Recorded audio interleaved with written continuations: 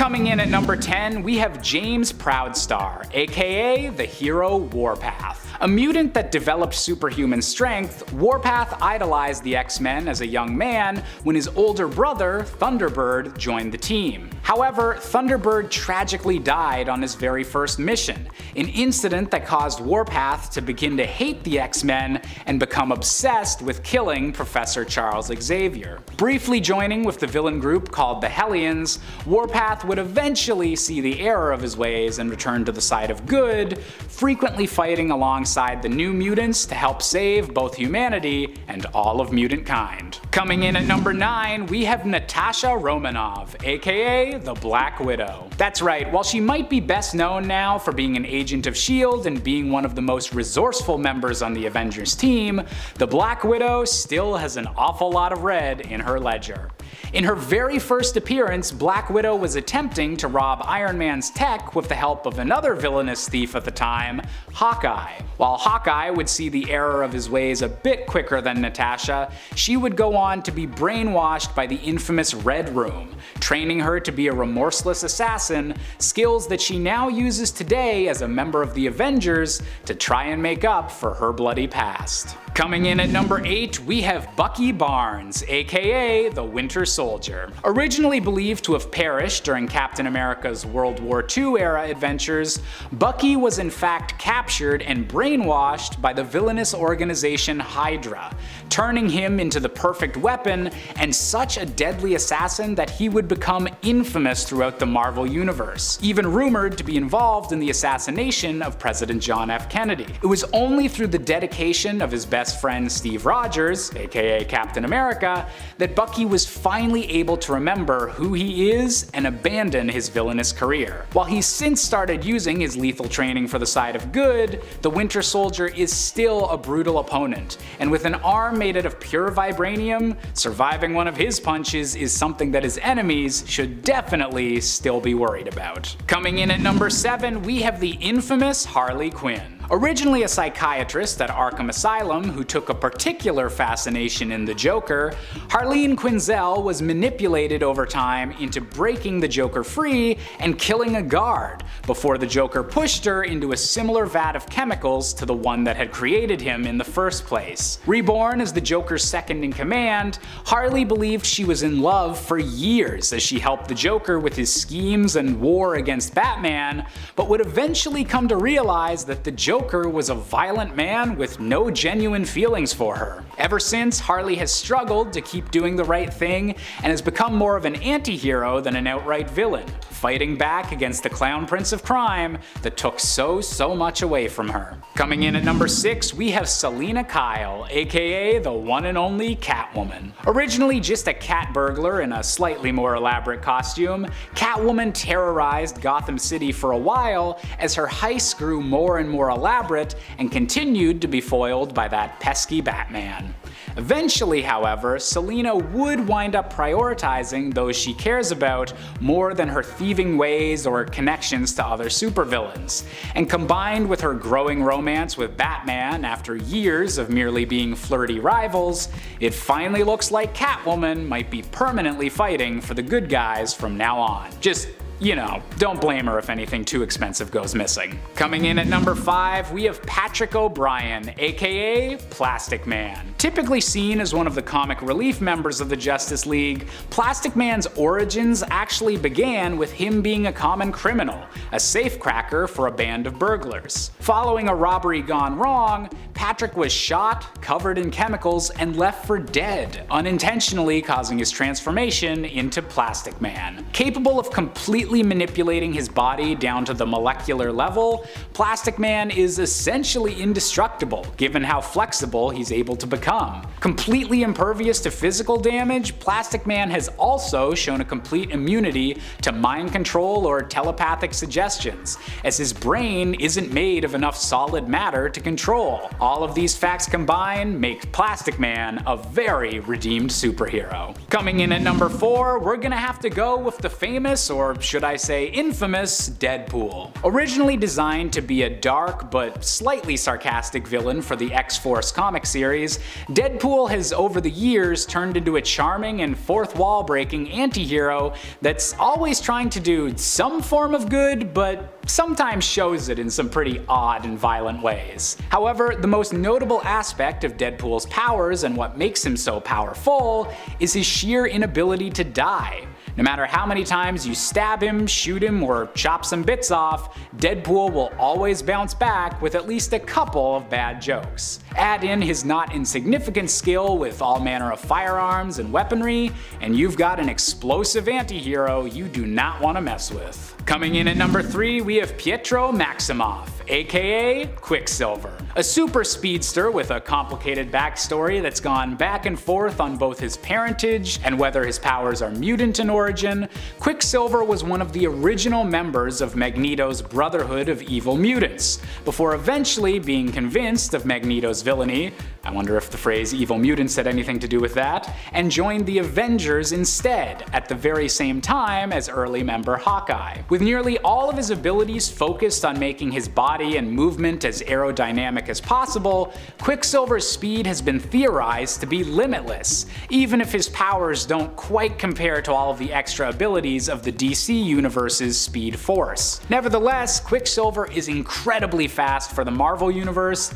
and let's keep hoping that he continues to run for the good guys. Coming in at number 2, we have Wanda Maximoff, aka the Scarlet Witch. Originally believing herself to be the mutant daughter of Magneto, Wanda is in reality one of the most powerful magic wielders in the Marvel multiverse, and a conduit for chaos magic that allows her to rewrite reality to her will. And while she was one of the first members of Magneto's Brotherhood of Evil Mutants, given the whole thought he was her dad thing, she'd eventually become an essential member of the Avengers, even if she does occasionally have brief forays into more anti-hero-like activities, such as the whole M-Day scenario.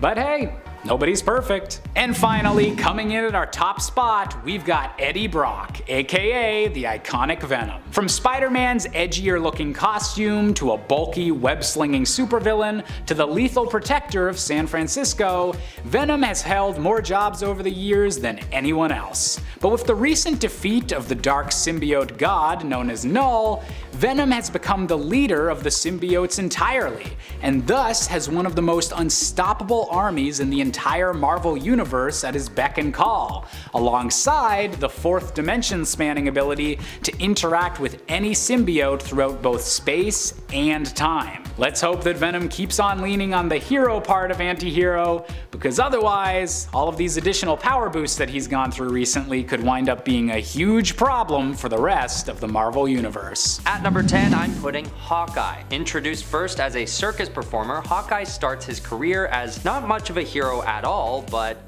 a villain.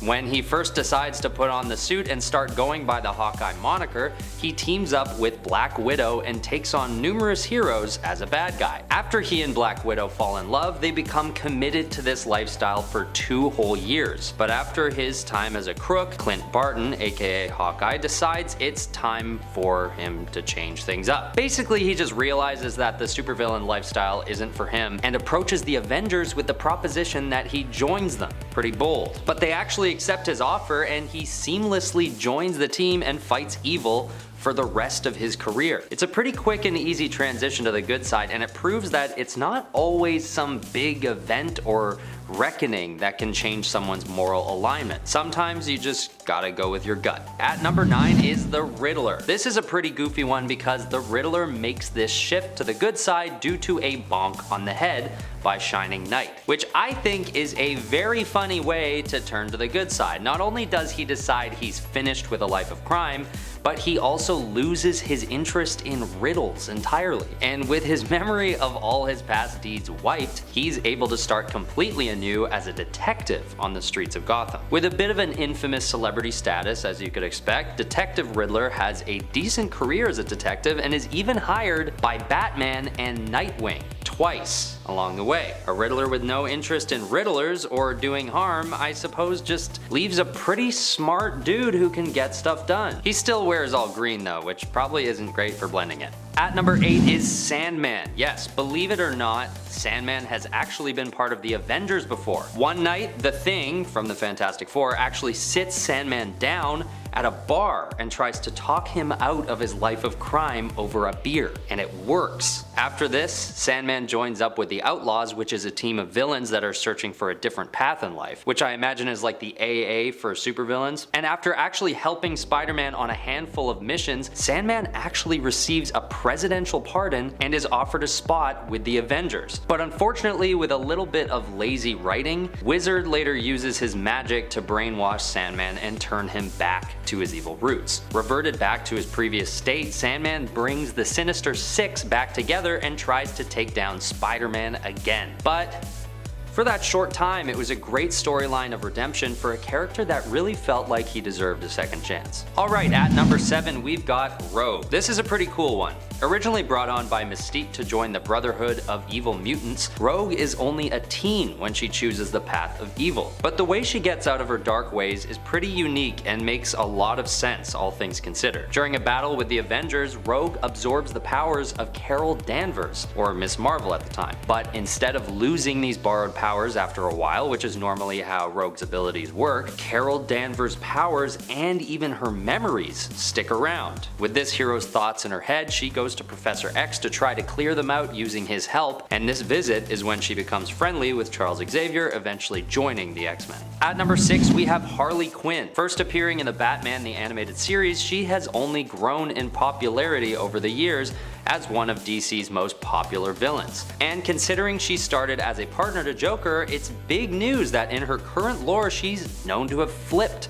over to the good side. Her and the Suicide Squad have even teamed up to defeat the Joker, which is a major moment for the character who has otherwise been seemingly under the control of Joker for most of her villainous career. And what's more, Harley now works as a psychiatrist outside of fighting crime, with intentions of helping people on and off the job as a superhero. At number 5, we've got Modok Superior. This dude is a bit of a weirdo, and probably one of the last villains you'd expect would go to the good side. Mainly just because he looks so inherently evil. I mean, no offense. Maybe it's the robotic spider legs or even the shit-eating grin he's always got on. Okay, I guess that's just straight up offensive, but lo and behold, it is true. MODOK stands for Mechanized Organism Designed Only for Killing, which is hilarious and initially strikes me as an inherently evil name, but I guess killing could also be done on the bad guys, right? Well, apparently so, because during the Secret Avengers storyline, MODOK Superior, a clone of the original,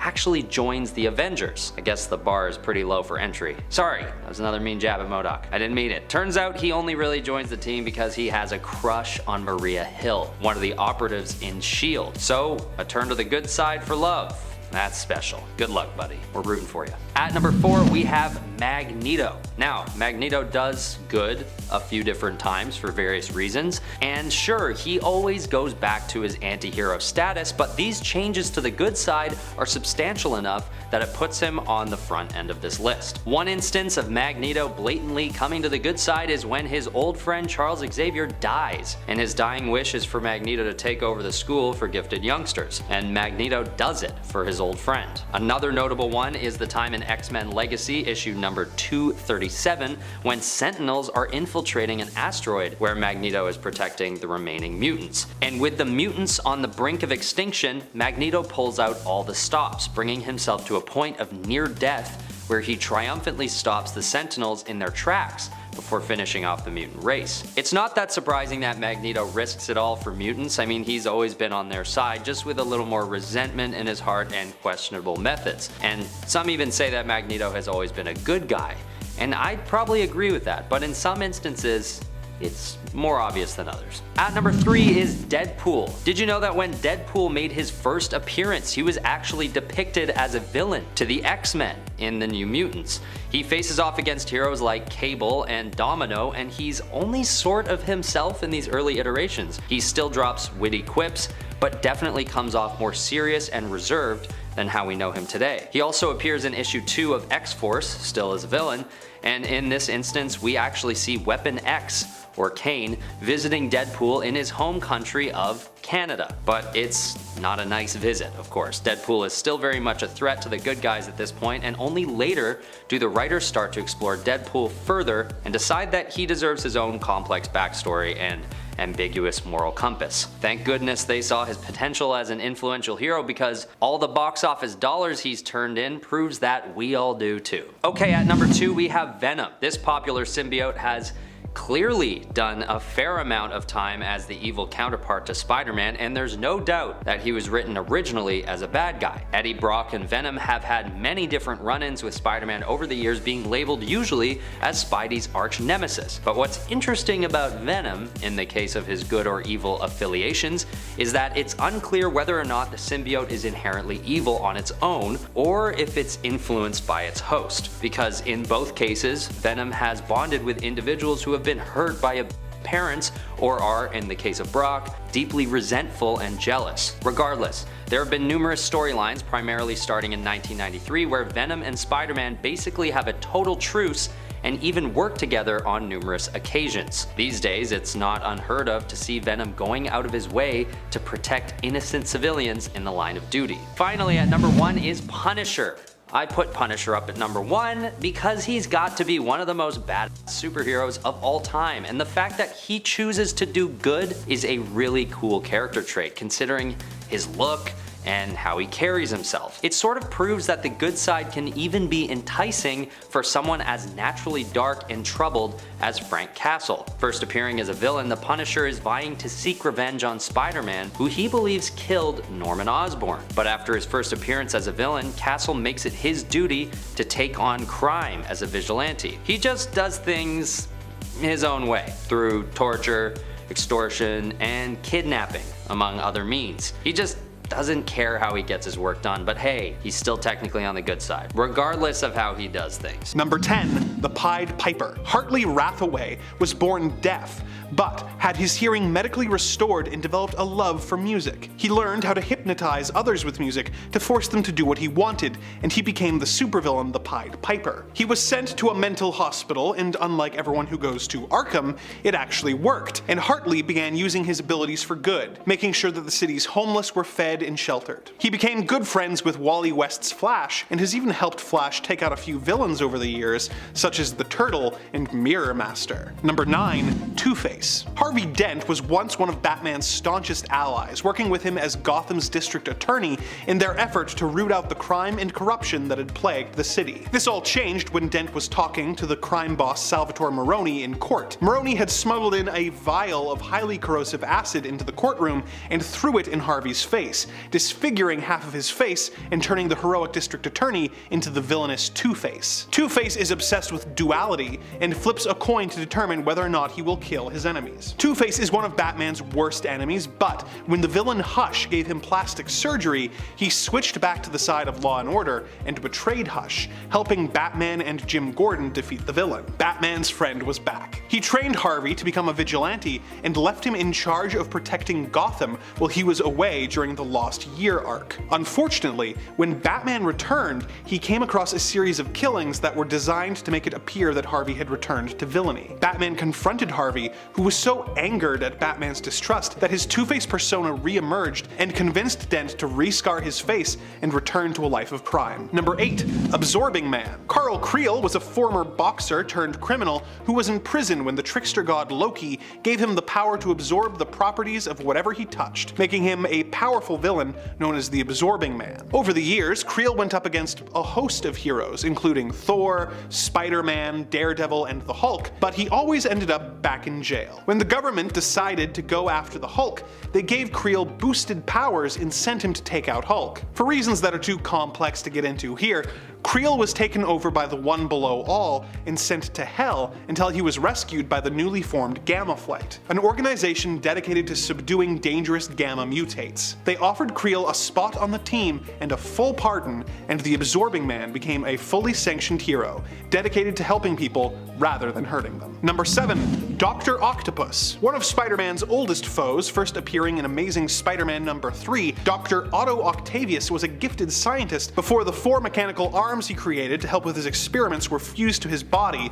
driving him insane and into a life of crime. Doc Ock actually did eventually become a superhero, when he swapped bodies with Peter Parker and chose to become the superior Spider-Man. Although still a temperamental egomaniac, Octavius was able to do a lot of good as the new webbed wall crawler, eventually even sacrificing his life so that Peter could regain control of the body and save the day from the Goblin King. Otto soon returned to life, but unfortunately returned to a life of villainy soon after. It must be frustrating for Spider-Man to fight his old foe now that he knows for a fact that Otto could be and was an amazing superhero for a time. Number 6. Sandman. William Baker was raised in less than ideal circumstances, with a father who abandoned him as a baby and a mother who coped with this by drinking too much. He grew up to be a bully, calling himself Flint and picking on those weaker and smaller than him. After being expelled from high school for throwing a football game, Flint turned to crime to support himself. He was eventually arrested but broke out of prison and was exposed to radiation that gave him the power to turn his body into sand that he could reshape into whatever shape he liked. He used these powers to fight heroes such as Spider-Man and the Fantastic Four for years, but eventually expressed a desire to go straight. He developed a friendship with the Thing and even rescued his old nemesis Spider-Man from the evil enforcers. He would go on to join Silver Sable's Wild Pack and was eventually allowed to join the Avengers, showing that he really did have it in him to be a hero. Unfortunately, a villain known as the Wizard created a machine that undid all of Flint's hard work and returned him to his evil nature. Number 5. Modok Superior. Modok Superior is the cloned brain of the original Modok in a new robot body. Like the original Modok, this version wanted to do as much evil as possible. However, he eventually made a deal with S.H.I.E.L.D. in order to help them uncover a traitor in exchange for amnesty. He planned on betraying Maria Hill, but realized that he'd fallen in love with her. This caused Modok Superior to have a change of heart, and he became a rather unconventional hero, helping the Secret Avengers and forming his own hero team, mercenary organization dedicated only to killing. He also programmed himself for love, and created a more attractive version of himself called Brodok, bio-robotic organism designed overwhelmingly for kissing. But his inability to handle rejection from women soon led him back down the path of villainy. Number 4. The Green Goblin. Norman Osborn is perhaps the most awful villain in Spider-Man's rogues gallery. He has spent years trapped in a cycle of hatred and violence with Peter Parker and is responsible for some of the worst moments in Peter's life, such as the death of one of Peter's great loves, Gwen Stacy. Which is why the idea of the Green Goblin becoming a superhero seems so strange. And yet, it happened. When the Sin Eater took away Norman's sins, Osborn was reformed. He wanted to make up for the evil that he had spent years doing, and he ditched the Green Goblin persona and got a new suit and name, calling himself Gold Goblin, and teaming up with Spider-Man to help keep the city safe. I doubt that Marvel will let Norman be a hero forever, so it's probably only a matter of time before Norman goes off the deep end again, but for now, it's interesting to watch him try and be a hero. Number 3. Clayface. Basil Carlo was a successful and talented actor who was disfigured in a car accident just as his film career was really starting to take off. He began using a chemical putty called Renew, which allowed him to reshape his face in order to try and preserve his career. When his supply ran out, he attempted to steal it from the Gotham chemical plant and ended up being doused in the dangerous chemical. This transformed him into the villain Clayface. Clayface is able to shapeshift in order to impersonate anyone he wants, as well as take the form of anything he wants, transforming his arms into dangerous weapons or suffocating his enemies by taking on a dense mud-like form. He was one of Batman's most dangerous villains for years, but the Dark Knight was able to see his potential for good. He offered him a spot on the Gotham Knights, and Clayface was able to make the transition from supervillain to superhero. Unlike other villains who have dabbled in good deeds but have ultimately returned to evil, Clayface actually seems to prefer prefer being a good guy. Not only has he developed friendships with his teammates, but he also managed to convince other villains to try and redeem themselves when he was able to get the villains Firefly, Knockout, Cheshire, and Killer Croc to help him take out the evil Peacekeeper drones in the Fear State story arc. Villains have an unfortunate habit of returning to evil, but let's hope Clayface is able to resist the temptation and remains one of Gotham's most unlikely heroes. Number 2. The Riddler. When Edward Nygma was a child, he quickly showed that he had a gifted and powerful mind. His father was unable to come to terms with his son's brilliance and would hurt Edward, claiming that Edward's academic achievements were a result of him cheating. This caused Edward to develop a compulsive need to prove his intelligence, which resulted in him becoming the Riddler, a supervillain with the uncontrollable urge to leave riddles at the scenes of his crimes. This tendency to leave clues usually led to him getting caught by Batman. He eventually overcame this compulsion and reformed, becoming an accomplished private detective in Gotham City. He still has a massive ego, but he has helped Batman solve several murders over the years, and has even saved a few lives, including the intended victim of a copycat villain called Conundrum and Dick Grayson. Considering how much he has accomplished as a good guy, it makes me wonder what he could have been capable of had he been raised in a more nurturing environment and had put his genius mind towards good sooner in his life. Unfortunately, all of this character development was undone in the New 52 reboot of the DC Universe, and the Riddler is once again an unrepentant supervillain. Number 1. Lex Luthor. Superman's greatest foe is a billionaire industrial genius who constantly comes up with evil schemes to feed his own ego under the guise of helping humanity. Like Elon Musk if he actually knew how to invent anything. Lex has battled the heroes of the Justice League for years,